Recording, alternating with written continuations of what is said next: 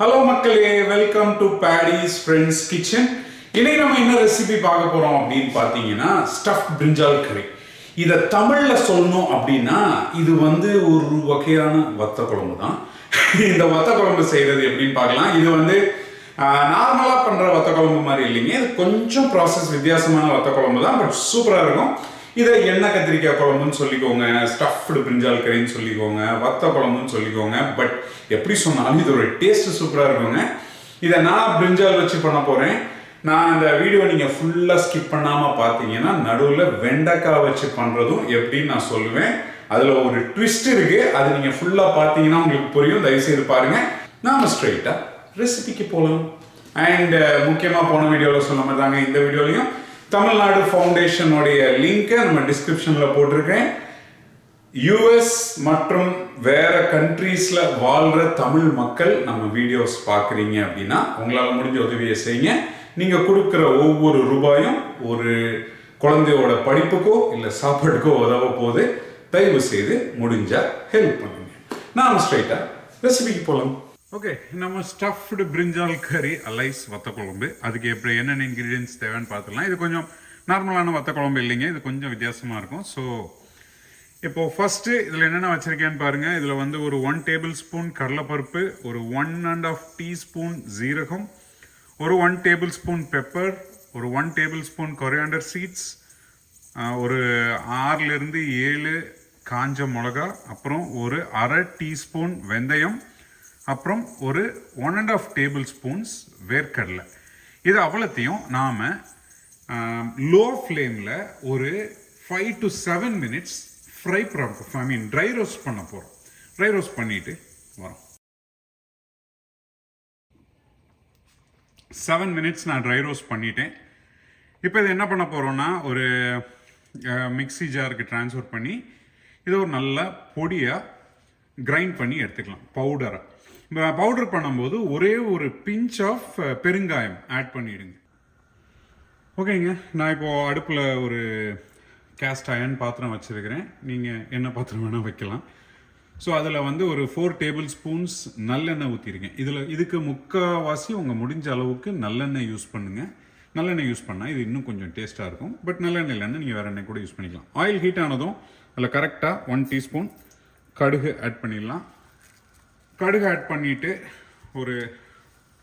ஒரு ஸ்ட்ரிங் கருவேப்பிலை, அதுக்கப்புறம் 4லேருந்து 5 பல் பூண்டு, அப்புறம் ஒரு 6லேருந்து 7 சின்ன வெங்காயம்.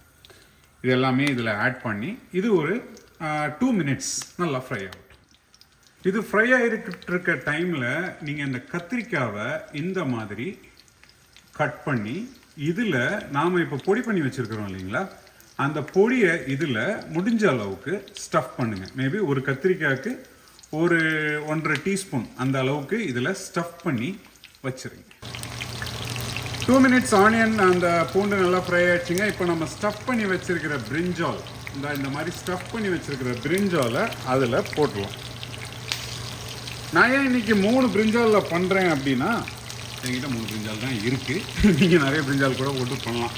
அண்ட் இன்றைக்கி நம்ம பொடி பண்ண பொடி அவ்வளோத்தையும் நம்ம யூஸ் பண்ண மாட்டோம். மிச்ச பொடியை நீங்கள் நல்லா ஒரு ஏர்டைட் கண்டெய்னரில் போட்டு நெக்ஸ்ட் டைம் நீங்கள் இதே குழம்பு பண்ணும்போது கூட நீங்கள் யூஸ் பண்ணிக்கலாம்.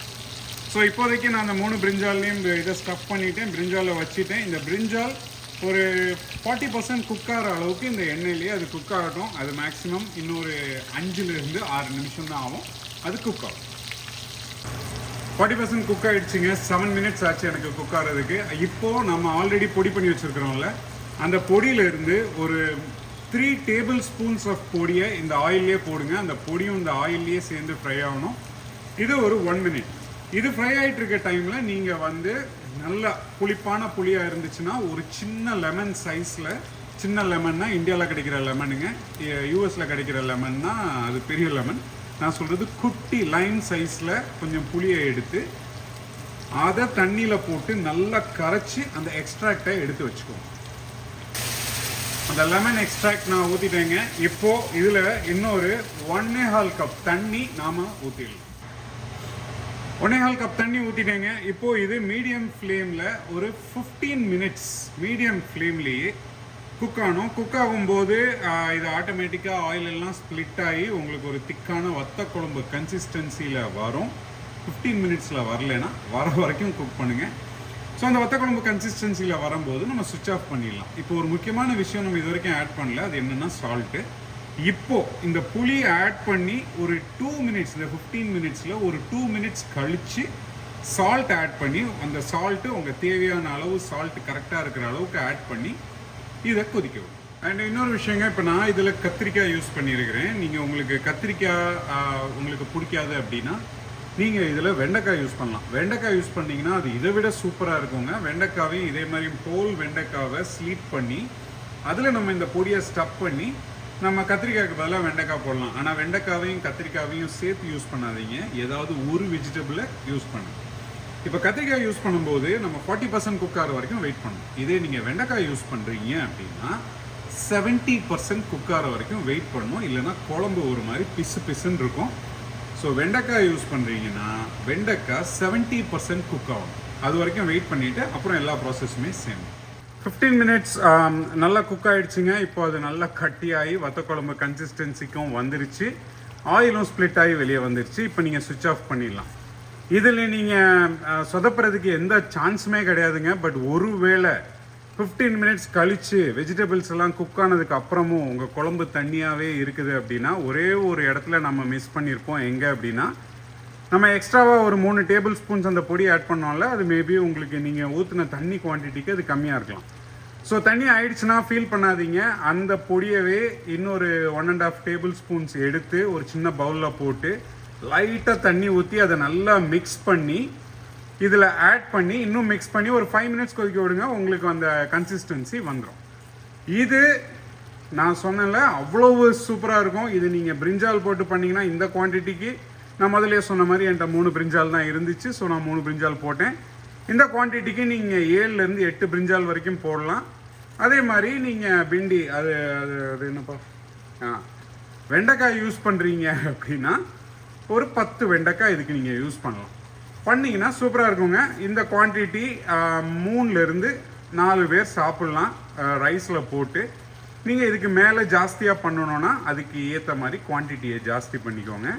இதுக்கு கம்மியாக தயவுசெய்து பண்ணாதீங்க. இதை மினிமம் குவான்டிட்டியாக பண்ணுங்கள். நாம் இதை இப்போது ஒரு பவுலுக்கு ட்ரான்ஸ்ஃபர் பண்ணிடலாம். நம்ம ஸ்டஃப்டு பிரிஞ்சால் கறி, எண்ணெய் கத்திரிக்காய் குழம்பு, கத்திரிக்காய் வத்த குழம்பு, எப்படி வேணால் நேம் பண்ணிக்கோங்க. பட் எல்லாத்துக்குமே ப்ரொசீஜர் சேம் தாங்க. சூப்பராக ரெடி ஆகிடுச்சு. செம்ம டேஸ்ட்டாக இருக்குது, செம்ம காரமாக இருக்குது. காரம் கம்மியாக வேணால் நீங்கள் அந்த மிளகா வத்தல் கம்மியாக யூஸ் பண்ணுங்கள். இது ஒயிட் ரைஸோட மட்டும் வச்சு சாப்பிடுங்க, இல்லைன்னா இட்லி கூட வச்சு சாப்பிடுங்க, சூப்பராக இருக்கும்.